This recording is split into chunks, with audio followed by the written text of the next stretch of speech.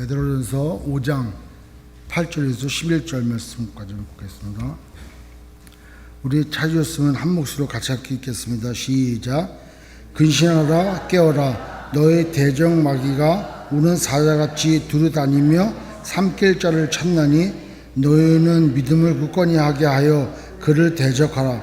이는 세상에 있는 너희 형제들도 동일한 고난을 당하는 줄 아니라 모든 은혜의 하나님 곧 그리스도 안에서 너희를 부르사 자기의 영원한 영광에 들어가게 하신 이가 잠깐 고난을 당한 너희를 친히 온전하게 하시며 굳건하게 하시며 강하게 하시며 털을 견고하게 하시라. 권능이 세세에 무궁하도록 그에게 있을지어다. 아멘. 아멘. 지난주에는 통 비었는데 오늘은 가득 찬 게 예배드리기가 너무 참 좋은 것 같아요. 근데 연말 또 연시되고 연휴가 되면은 어디 출타하신 분들도 많고 또 그때밖에 또 시간이 없어가지고 휴가를 가는 분들도 많아요. 근데 그것을 보고 나는 못 가고 나는 안 됐기 때문에 배가 아프면은 그거는 진짜 안 되는 거예요. 그죠? 그 배가 아픈 게 아니라 박수 쳐줘야 돼. 얼마나 고생하셨으면 그동안 쉼도 못 갖고 나는 못 쉬는데 당신이라도 쉬니까 얼마나 감사합니까 하고 박수 치고 격려하고 잘 갔다 오라고 해야 선물이라도 나와. 어차피 갈 건데 잘 다녀보라. 10리도 못 가서 발병한다 이러면은 600개 못 먹어. 근데 잘 갔다 오라고 박수 쳐주고 격려하고. 여러분 미국 생활이 얼마나 힘드니까. 그런데 정말 시간 내가지고 부부가 자녀들과 같이 또 이렇게 어디 하루 갔다 온다는 거 정말 귀한 거예요. 예배가 그게 예배지.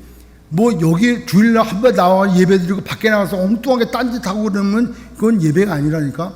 여러분 창세기에 보면은 하나님께서 모든 날을 만드시고 기뻐하셨대요. 심히 기뻐하셨어요. 그리고 일곱째 날을 복 주셨대요. 그래서 그날 안식하셨어요. 그래서 그날을 나중에 안식일로 지키지 않습니까? 근데 세븐 데이를 복 주셨어. 아멘? 네, 그 날을 복 주신 거예요. 그러니까 그 한 날을 복 주신 거예요. 여섯째 날까지 창조하셨어. 일곱째 날 자체를 복 주셔가지고 하나님이 안식하셨다. 그 제가 말씀드린 대로 안식이라는 것은 하나님이 피곤하셔가지고 쉬운 게 아니고 자기가 지으신, 당신이 지으신. 오늘도 아침에 사모랑 오면서 말씀을 묵상하다가 말씀을 좀 나눴어요. 그러니까 그만 묵상하라고 그러더라고요. 이제. 근데 첫날부터 여섯째 날까지 빛이 있으라 하시면 빛이 있었어요. 그다음에 뭐 궁창에 위아래로 나누고 그다음에 물 위에 물과 아래 물 나누시고 물에서 무토로 드러나라 하고 그다음에 궁창 위에다가 하늘이라 칭하고 땅이라 하고 그다음에 하늘에다가 낮에 광명을 주관하는 태양과 밤에 주관하는 달과 각종 별들을 만드시고 그다음에 공중에 나는 새들도 만드셨어요. 그리고 땅에 초목이 일어나게 하고 거기에 가축이 자라나게 했어요. 그리고 다 한 다음에 인간을 지으셨어요. 말씀대로 다 지으셨어요. 아멘. 그 심히 좋으셨다 그래요. 근데 여러분 한번 생각해 보시죠. 이거는 여러분들이 묵상할 숙제야, 숙제. 하나님이 지금 있으라고 했던 다 있을 곳에 말씀으로 만들었어. 그러면 그 하나하나 지은 거에 뭐가 깃들어 있다는 거예요? 하나님의 말씀이. 하나님의 말씀이 창조물 가운데 다 있는 거예요. 그게 영광이라는 거예요. 그걸 안식하셨다는 것은 하나님의 영광으로 깃들어 있는 모든 창조물을 보시고 기뻐하셨다는 거예요. 그 안식하셨다는 것은 하나님이 지으신 대로 와 좋구나 누리셨다는 거예요. 창조물을 보고 하나님 안에서 있는 그 사랑과 그 기쁨이 흘러 넘쳐서 표현된 게 빛이 있으라, 초목을 내라, 공중에 육식이 날아다라, 뭐 바닷물에 뭐 생물이 충만하라. 이 말씀으로 다 됐단 말이에요. 그게 흘러가는 하나님의 그 속성, 그 사랑과 그 충만함과 그 은혜가 깃들어 있는 것이 온 창조 만물이야. 그걸 보고 심히 기뻐하셨다는 거예요. 그래서 그 날을 복 주셨어.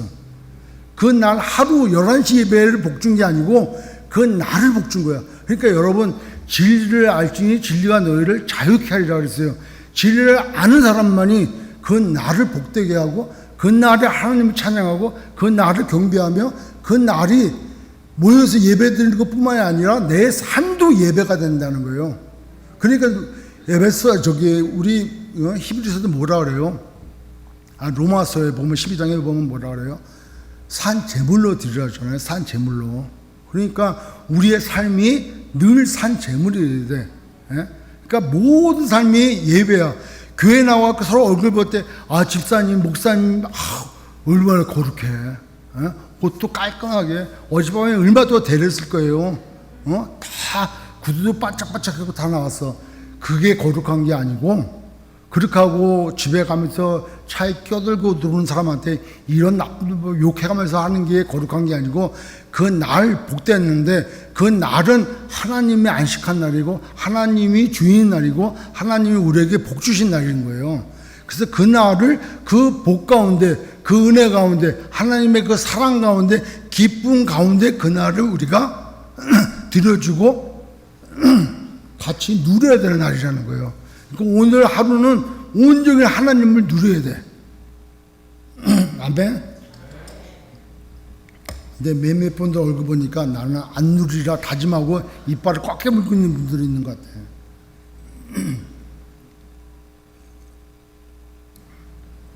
여러분 좀 마태복음 6장 34절 한번 보세요.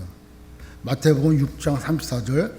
그러므로 내일 일을 위하여 염려하지 말래. 내일 일을 염려하지 말래.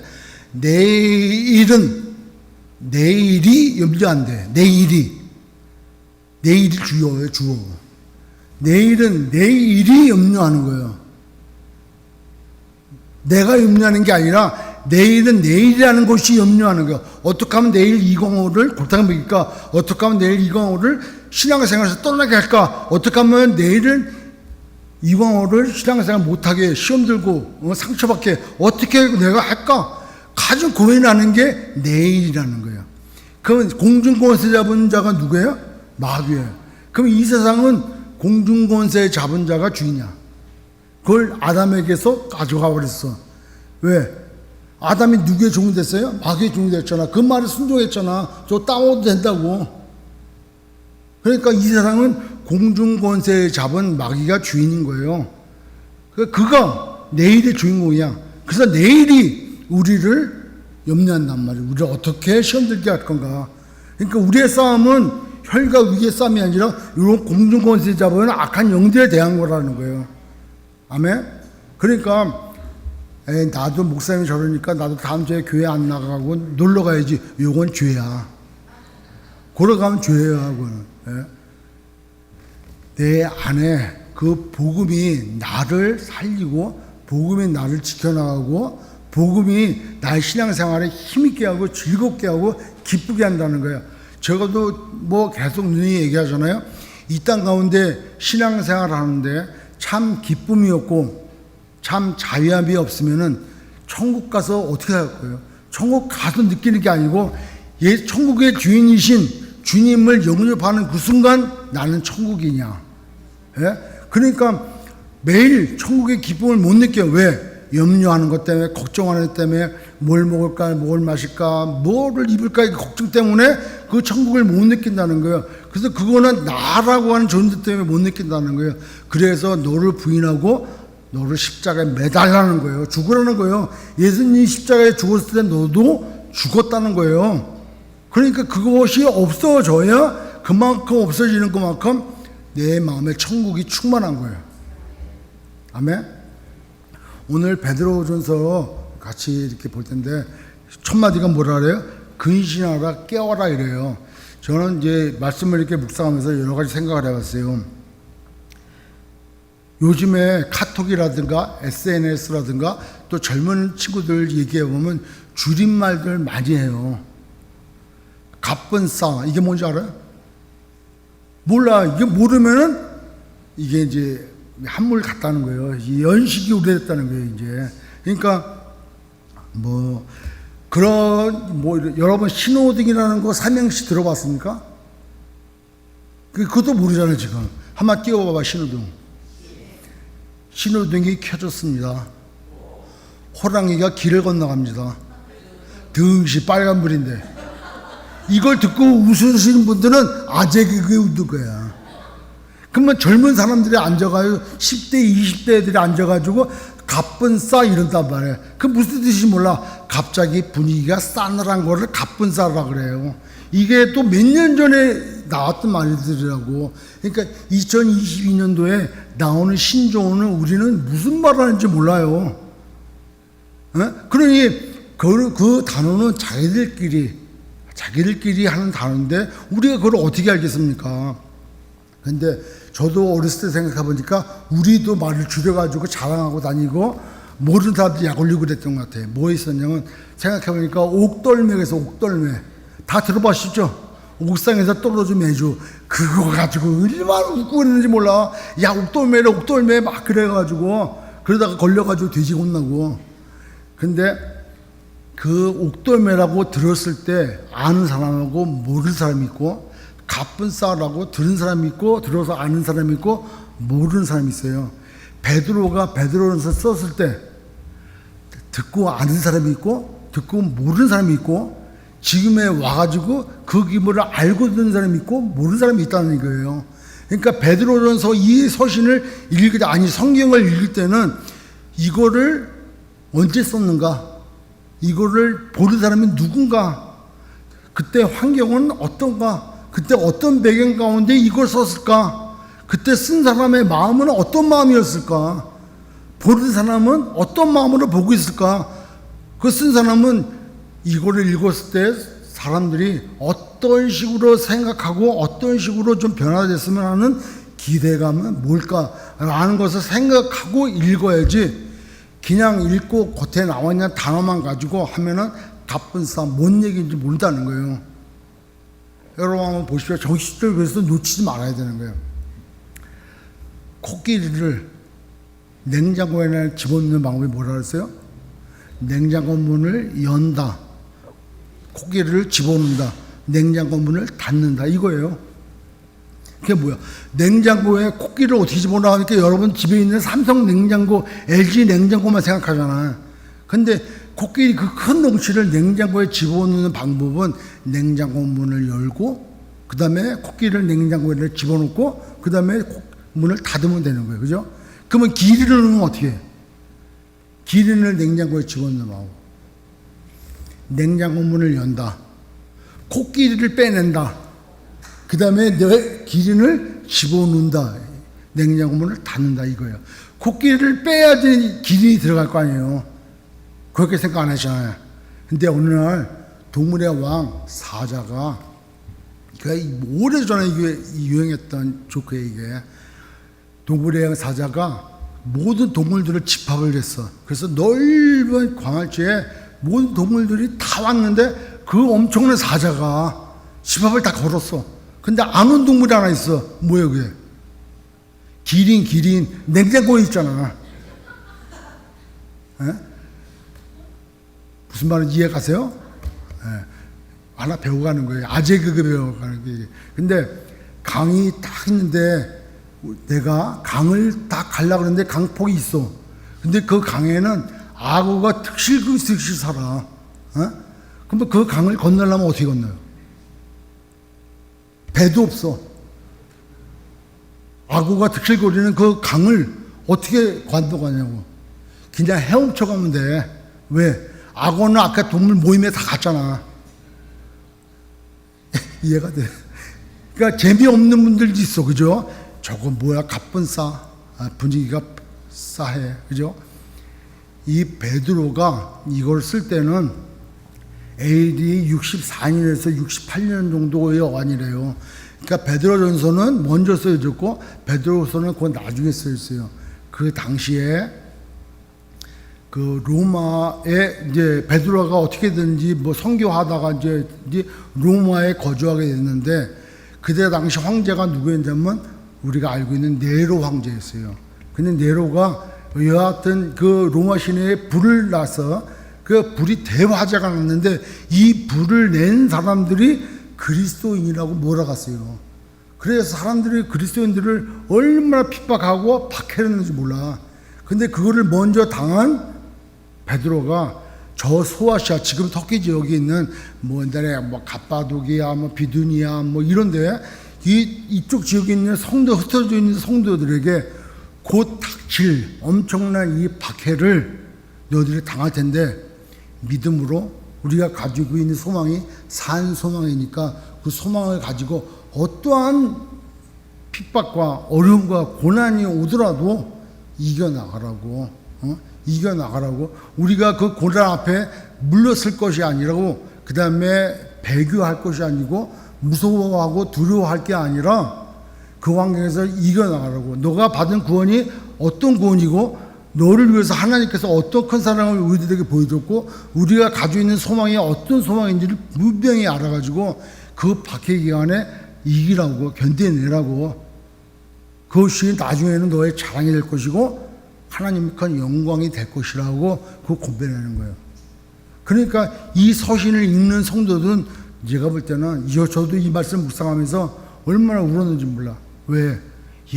당시에 말로만 듣고 멀리서만 오는 그런 핍박이 점점 내게 가까이 와.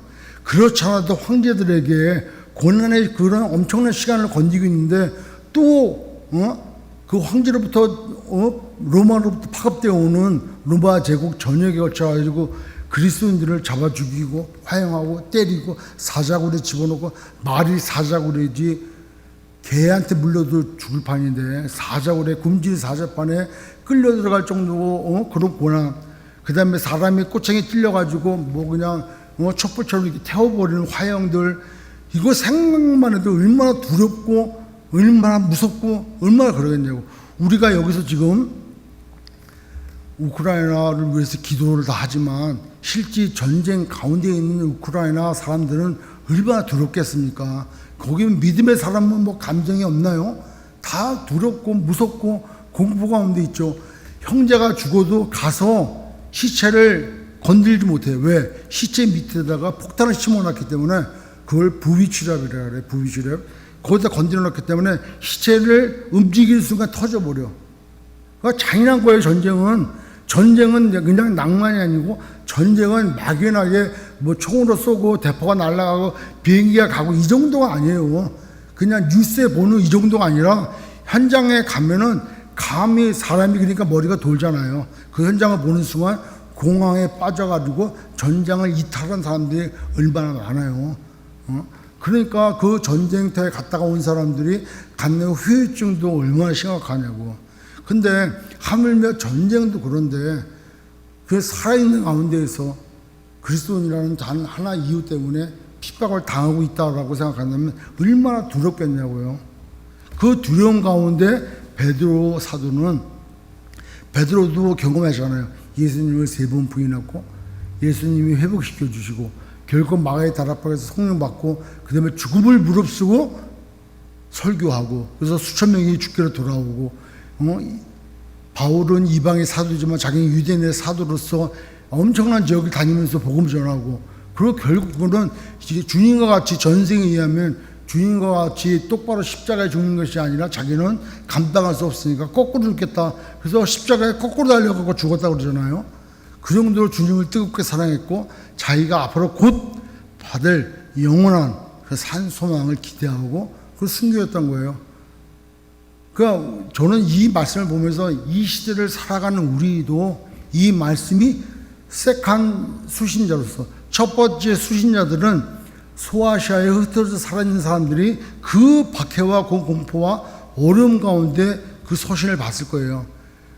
근데 어떨 때는 이 비밀스러운 내용일 거에는 뭐 다른 말로 가려. 요한계시록 같은 경우에 요한계시록도 그런 상황 가운데 쓴 거 아니에요. 두려움 가운데 흩어져 있는 7개들 다 쓴 거 아니에요.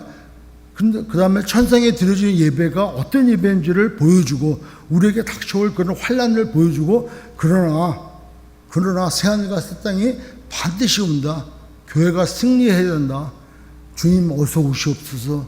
이 기다리는 게 요한계시록이에요. 무섭고 우리 보고 떨리고 공포스럽고 우리가 심판받을 것처럼 그 시기를 못 이기도록 도망갈 것처럼 이렇게 쓴 게 아니고 우리를 위로하고 우리에게 새 힘을 주고 우리 교회가 든든히 서가라고 권면하기 위해서 이 서신을 썼다 하는 거예요. 그러니까 제가 왜 이런 말씀을 드리냐면 정말 세계는 우리가 상상할 정도로 상상을 넘어서 많이 발전돼 가고 있고 무한 경쟁 시대에 살고 있고, 제가 며칠 전에 IPCC라고 세계 기후 연합 그 보고서 최종 2022년도 그 6차 보고서더라고요. 6차 보고서 내용의 일부를 한번 보니까 2025년도에 가가지고 지구 온도가 1.5도, 2도 정도의 통제가 안 되면은 이거 이상한 일이 벌어져요.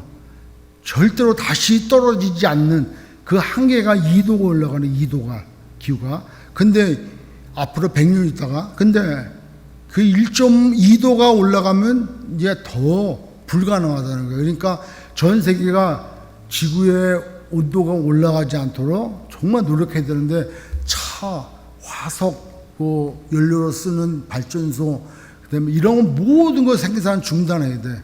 그러니까 지금은 어느 정도 난리가 날 정도인지는 과학자들은 너무나 잘 알아. 그래서 각 나라별로 이거에 대하여 얼마나 지금 연구하고 토의하고 막 협력하는지 몰라요. 우리는 몰라.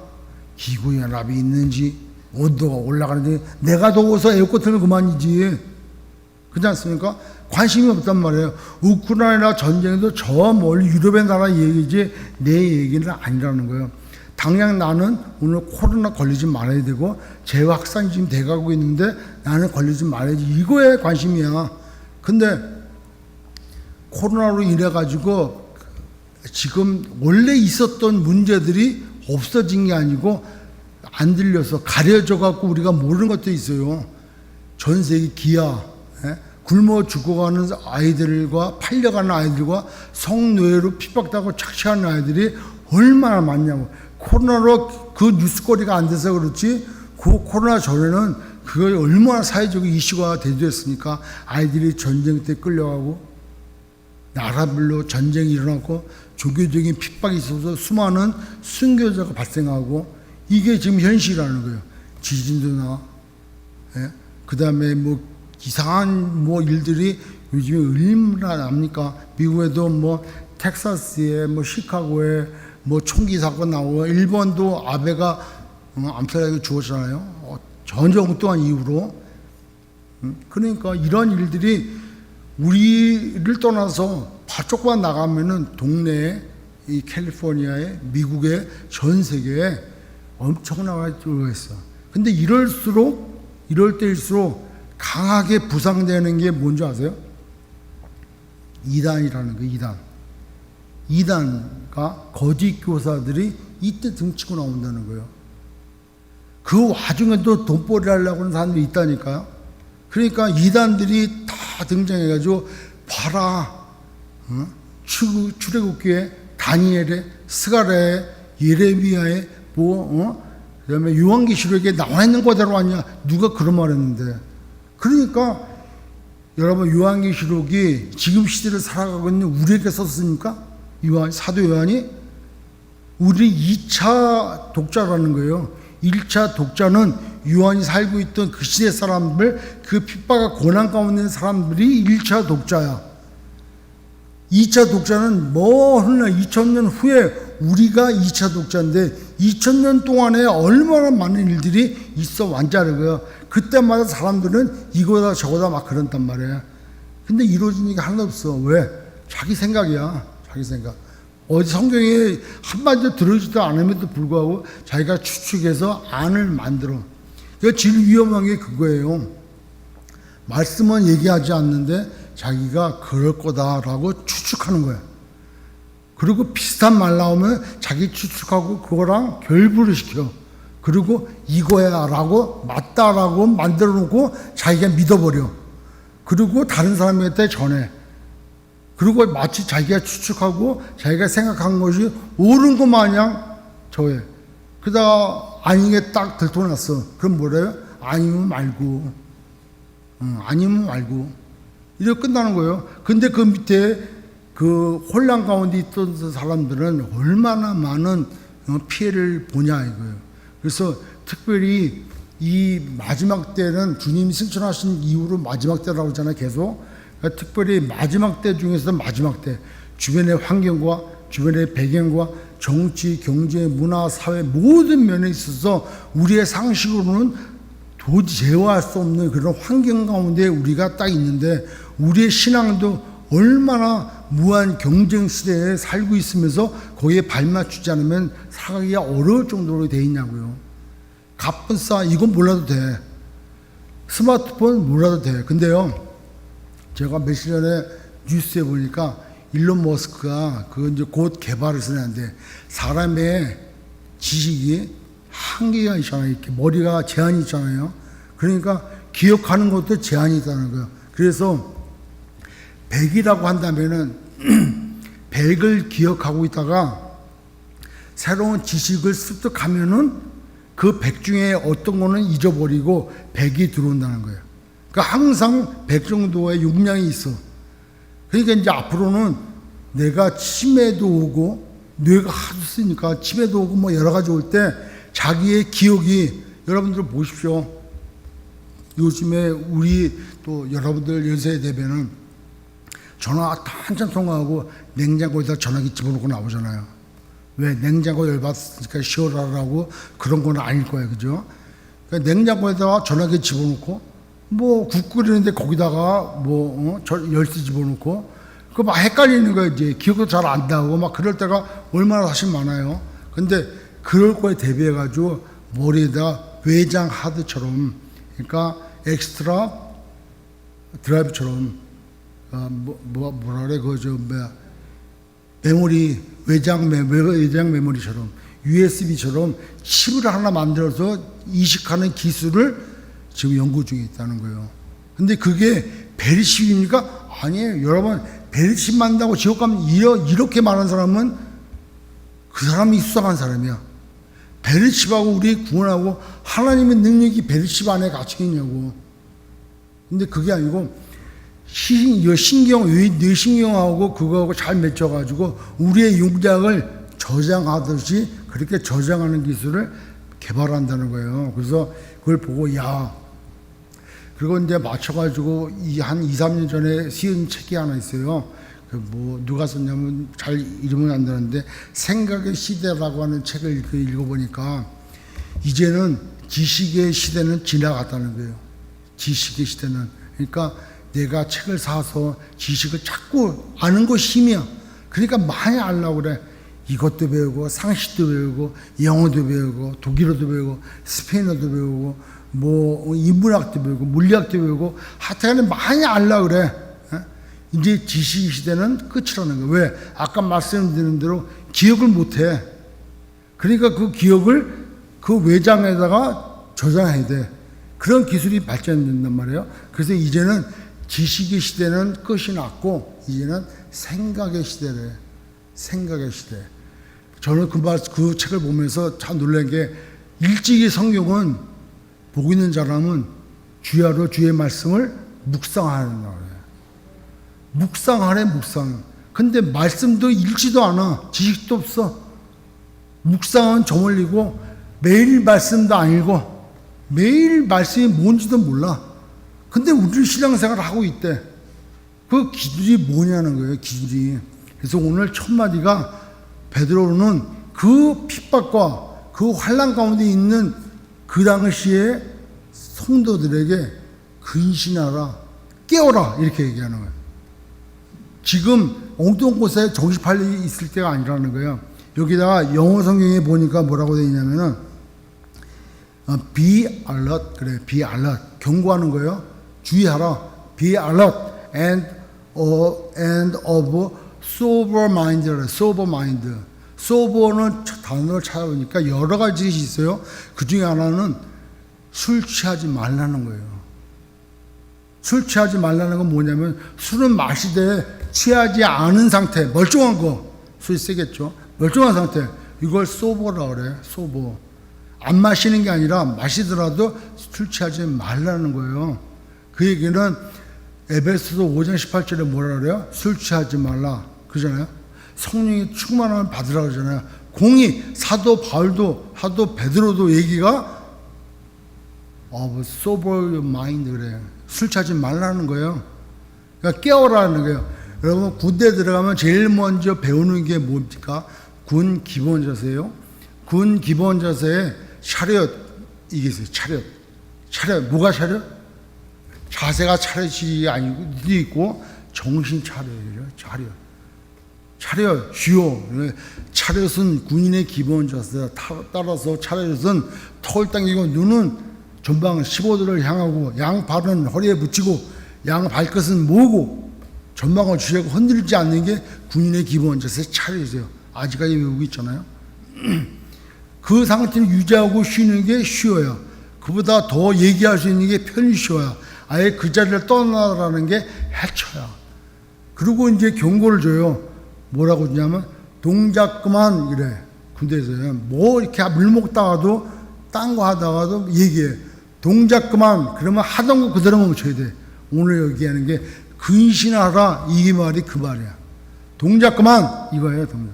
너 하는 행동에서 동작 그만 이거예요. 그리고 차려 아니면 모여 아니면 뭐 3일 종대를 해쳐 모여 이러면 확 모여야 돼. 동작 그만에 딴짓하다 걸리면은 월차를 받잖아요. 그러니까 지금 술 취하지 말고 너가 지금 그 핍박 가운데도 잘 살고 있지만 그게 문제가 아니라 더 엄청난 박해가 온다는 거예요. 따라서 그와 같은 좀 나태한 생각들 아니면 그 가운데서도 뭔가를 하려고 하는 그 성도들에게 be alert and of sober mind. 그지라라 깨어라 이거예요. 이 시대를 대내외적으로 엄청난 환경과 그런 여건 가운데 신앙생활하고 있는 그냥 살고 있는 우리가 아니라 신앙생활하고 있는 우리에게 오늘도 하나님께서 근신하라 깨어라 이렇게 말씀하시는 거예요. 정말 근신하고 깨어야 되는 거예요. 만약에 여러분이 하나님의 사랑을 알고 있다면 오늘 성경은 그 얘기하는 거예요. 하나님께서 우리를 얼마나 사랑하시는가. 여러분 이걸 한번 경험을 우리를 못 해보죠. 근데 2015년 그 경기도 의정부시 아파트에서 불이 났어요. 그래서 소방관이 와가지고 불을 끄는 거야. 불을 끄는 거야. 그 불을 끄는데 한 엄마가 젊은 엄마가 4살짜리 5살짜리 아기를 꼭 불에 탔어. 그래가지고 그 어머를 살렸어요. 끄집어냈는데 병원 가가지고 결국에는 엄마는 죽었어요. 근데 애는 살았어. 어디 하나 다치지 않고. 그 엄마가 자기가 아들을 사랑하잖아요. 고아였어요. 그리고 시집을 갔는데 또 미혼모가 됐어. 그래가지고 애 하나 키우는 거야. 얼마나 사랑했겠냐고. 그러니까 부질났어. 자기는 죽어도 좋아. 그 아들만 살려야 돼. 그래서 그 엄청난 뜨거운 여기도 불시험을 받는다잖아요. 불 같은 연단을 받는다잖아요. 그 불길을 가운데 애를 꼭 태우고 머리털은 안 타게 끌어안는 엄마의 그 모종, 그 자식 사랑이에요. 하나님이 우리를 그렇게 사랑하셨다는 거예요. 아멘. 우리를 그렇게 사랑하셨다는 거예요. 당신이 이 땅에 오셔서 우리의 모든 받아야 될 멸시, 천대, 죄, 십자가 죽음 이걸 다 십자가에서 담당하시고 죽으셨다는 거예요. 그 품에 우리를 끌어안고 나를 끌어안고 그 죽으셨다는 거예요. 나를 사랑하셔서 우리가 아직 재현되었을 때 그리스도께서 자기를 십자가에서 죽으심으로 하나님께서 우리에 대한 당신의 사랑을 확증하셨대. 그 우리가 얼마나 사랑받는 사람이에요. 그러니까 이런 고난과 이런 핍박을 안 받으려고 도망가는 게 아니라니까. 길이 없다니까. 여러분 보십시오. 욥기서 한번 봐봐요. 1장 7절. 욥기서 1장 7절.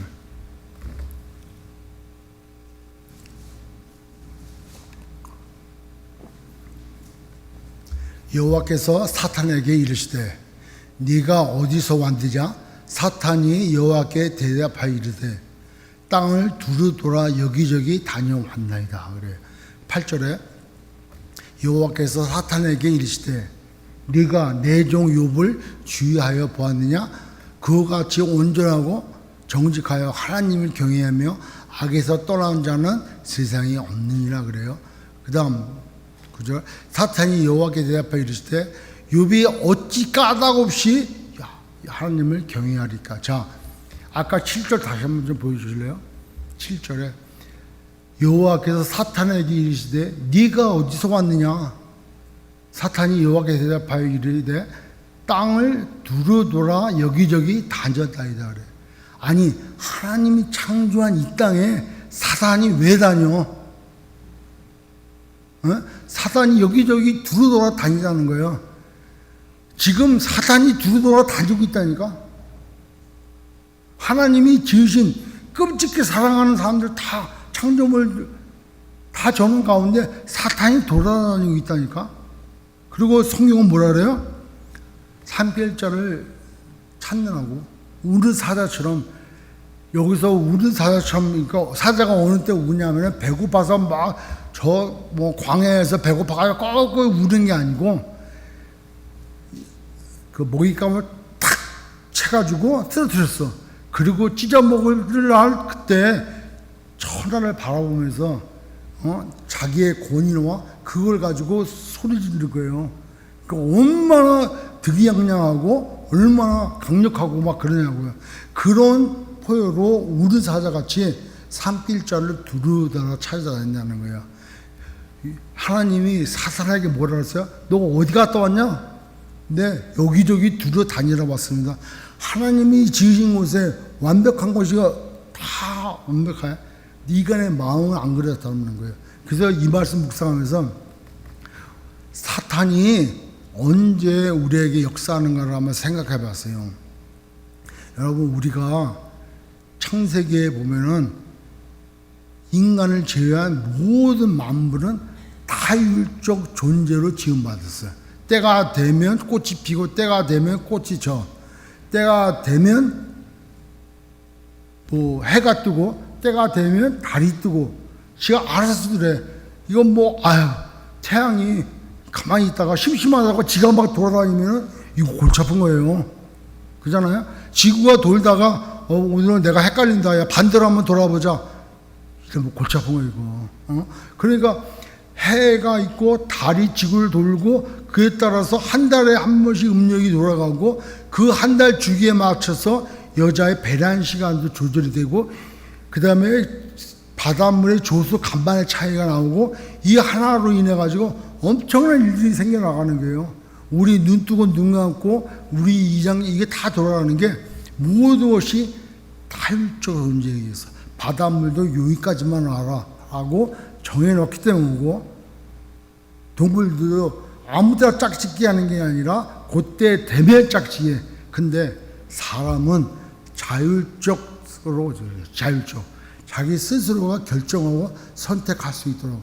그래서 선악과를 보고 사단이 와서 유혹하잖아요. 너가 이걸 먹는 날에는 정령 죽지 않는다. 이걸 먹는 날에는 눈이 밝아져가지고 너가 하나님과 같이 되어 선악을 분별할 줄을 하나님이 아시기 때문에 그래. 그러니까 선악을 분별하게 됐고 선택을 누가 해요? 인간이에요. 그러니까 인간은 자기가 선택할 수 있는 힘이 있어요. 그걸로 하나님의 속성대로 하나님의 형상과 모양대로 인간을 지으실 때 그렇게 했단 말이에요. 그러니까 인간은 선택할 수 있는 거예요.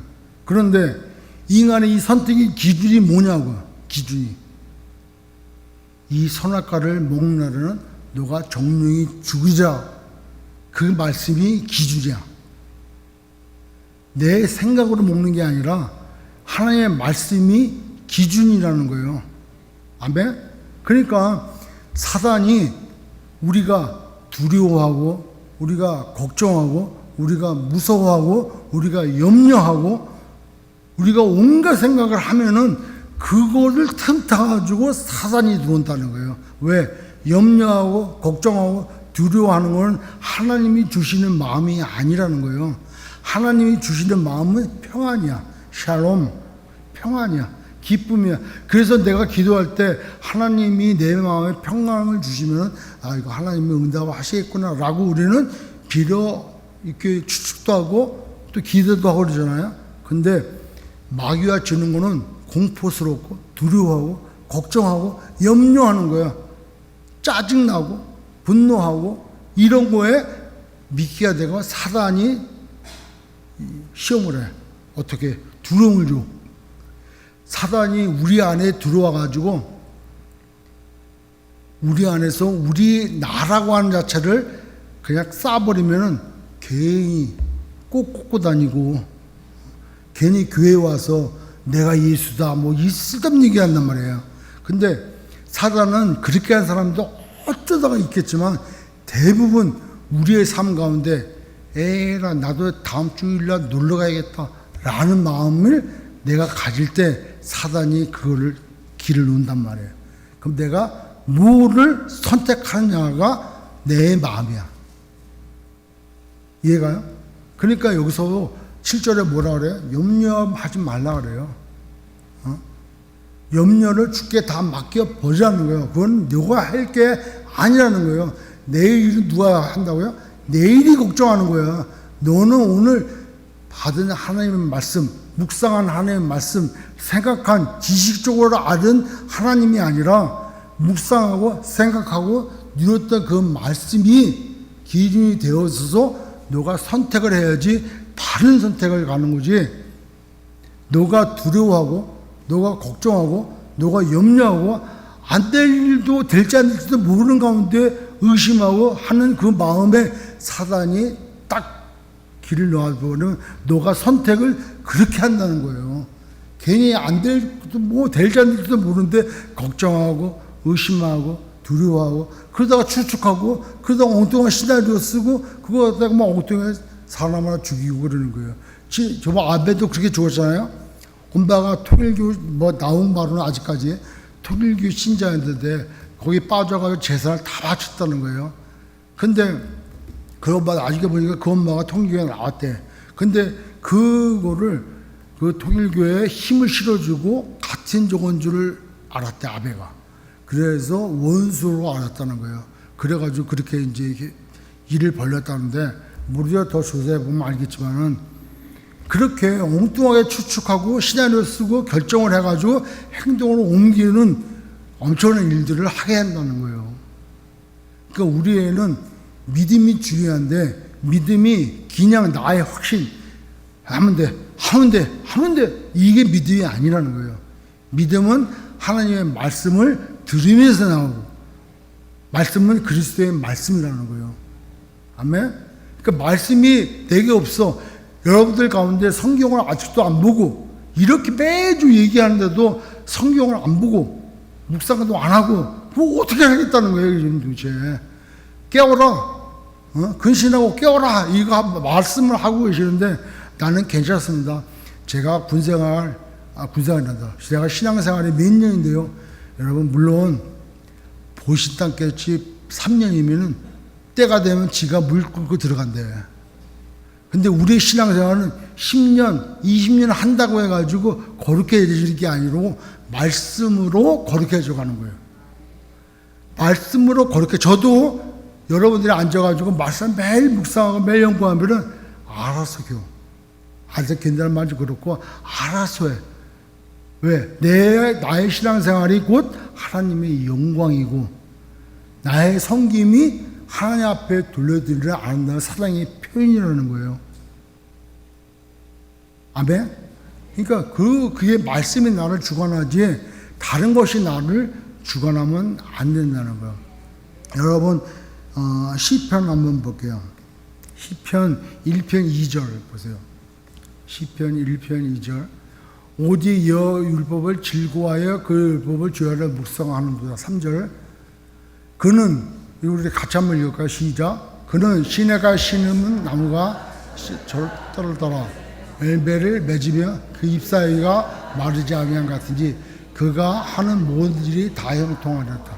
자 보십시오. 하나님의 말씀을 주야로 묵상하는 자가 복을 받는데 아무 때나 내가 말씀을 묵상한다고 해서 오늘 기도하면 바로 저녁에 응답이 될 걸로 알아. 아니야. 여기 뭐라 그래요? 그는 시냇가에 심은 나무가 뭐를 따라? 철을 따라. 시절을 따라서는 안 나는 거예요. 때가 돼야 되는 거야, 때가. 봄에 씨 뿌리고 여름에 물 주고 갖고 가지고 가을에 늦 여름에 열매가 나온다는 거예요. 아무 때나 나는 게 아니고 철을 따라 열매를 맺는다는 거예요. 아멘. 근데 우리는 매일 그냥 교회 나와서 부르짖으면 내가 이렇게 40일 금식기도 하고 내가 이렇게 열심히 했는데 왜 나한테 응답을 안 하십니까? 철을 따라 열매를 맺는다는 거예요. 따라서 우리는 오늘도 우리의 신앙생활을 그냥 뭐 우물에 가서 물 달라듯이 하는 게 아니고 하나하나 이렇게 쌓여가면서 성경을 읽고 성경을 묵상하고 또 그다음 또 성경을 읽고 또 새로운 거 발견하고 또 의문을 갖고 또 배우고 그리고 우리의 삶에 이런 시험들 당하면서 어려움을 당하면서 나의 생각이 자꾸 없어져가고 자꾸 하나님의 말씀으로 이겨나가는 이런 과정을 통하여 우리의 신앙이 성장하고 성숙한다는 거예요. 아멘. 그러니까 지금 소아시아에 흩어져 있는 믿음의 성도들에게 사도 베드로는 근신하라 깨어라 그래요. 왜? 마귀가 그렇게 너희들에게 닥쳐올 고난 가운데 박해 가운데 있는 그 두려워하는 마음에 염려하는 마음에 혹시 사단이 틈타가지고 괜히 하나님의 영광이 되지 않는 일들 배교를 한다거나 낙심한다거나 좌절한다거나 믿음을 버린다거나 천국에 대한 산소망을 잃어버린다거나 이런 어려움을 겪지 않도록 깨어있으라는 거예요. 그 깨어있기 위해서는 말씀으로밖에 없다. 그래서 말씀을 꼭 묵상하고 그 묵상된 말씀을 오늘도 실천할 수 있도록 여러분들이 힘을 써야 된다는 거예요. 아멘. 오늘 말씀을 다 했는데요. 11절에도 9절에도 너희는 믿음을 굳건하게 하여 그래. 굳건하게 하래요. 너를 믿음을 굳건하게 하래. 왜 굳건하게 하냐면은 하나님께서 너희들이 믿음을 끝까지 굳건하게 하다는 건 신실하게 지키다는 거예요. 신실하게 끝까지 붙들라는 거예요. 여러분 믿음이 중간에서 놔버리면 믿음 아니에요. 끝까지 붙들어 신실하게 있을 때 하나님은 온전하게 하고 강하게 하고 토가 견고하게 그렇게 굳건하게 붙들어 주신다는 거예요. 우리에게 그 믿음을 그러니까 그 어려운 일을 그 박해를 지나온 우리를 보고 하나님이 얼마나 자랑스러워하시고 기특하시겠어요. 오늘 아침에도 그런 말 했는데 허드슨 테일러가 자세하게 열면서 우리가 볼 때는 없잖아요. 근데 그가 뭐라고 얘기했냐면 잘하였도다 충성된 종아 네가 작은 일에 충성하였으니 주인의 큰 기쁨에 차비할지어다 그래. 작은 일에 충성하는 게 작은 일에 충성해 할 때 작은 것에 이 작은 것이 뭔지 몰라. 교회 와서 바닥을 닦든 청소하는 것도 작은 일이 될 수 있고 성기주에 나가서 순교하는 것도 작은 일이 될 수 있어요. 그건 하나님 볼 때지만 내가 볼 때는 이거 가지고 내가 뭐 하나님 앞에 영광을 돌리겠어? 이 작은 교회가 뭘 하겠어? 또 왜 작은 일에 충성할 때 그 충성된 작은 일은 위대한 일이 된다는 거예요. 그래서 허든 텔러가 뭐 제가 안 되는 영어지만 little thing is a little thing. 작은 것은 작은 것이다. But faithfulness in a little thing. 작은 것 안에 충성한다면은 is a great thing라는 거예요. 그게 위대한 거라는 거예요. 착하고 충성된 종이라고 부르는 것은 큰 일을 많은 일을 세상 사람이 다 울어보는 큰 일을 했을 때 하나님이 잘했다 충성된 종이라고 하지 않고 너에게 맡겨진 그 어떤 일이라도 충성스럽게 한다면 그 일이 엄청 작은 거라 할지라도 그것은 위대한 거라는 거예요. 그래서 주인의 잔치에 참여하게 되는 거예요. 이러한 믿음을 가지고 우리가 이 어려운 때에 특별히 영적으로 또 거짓 교사가 들고 가고 세상에 흉흉한 이때에 흔들리지 않는 믿음을 가지고 승해 나갈 수 있는 거죠. 아멘. 흔들리지 않는 신앙만이 하나님이 기뻐하시는 신앙이고 바람에 흔들리는 갈대처럼 갈대에 앉아있는 잠자리처럼 도무지 종잡을 수 없는 그런 믿음을 가진 것을 하나님이 귀하게 여기지 않는다는 거예요. 어떠한 바람이 올지라도 세상에 어떤 환경 가운데 올지라도 오늘 세상이 멸망해도 소망을 가지고 한 그루의 사과나무를 심는 그 마음으로 주님 앞에 예배하고 주님이 기뻐하시는 삶 산다면 또 우리를 그 하나님의 말씀으로 든든히 지켜주실 믿습니다. 그런 우리 소명교회 그런 우리 모두가 되시기를 주의 이름으로 축원합니다.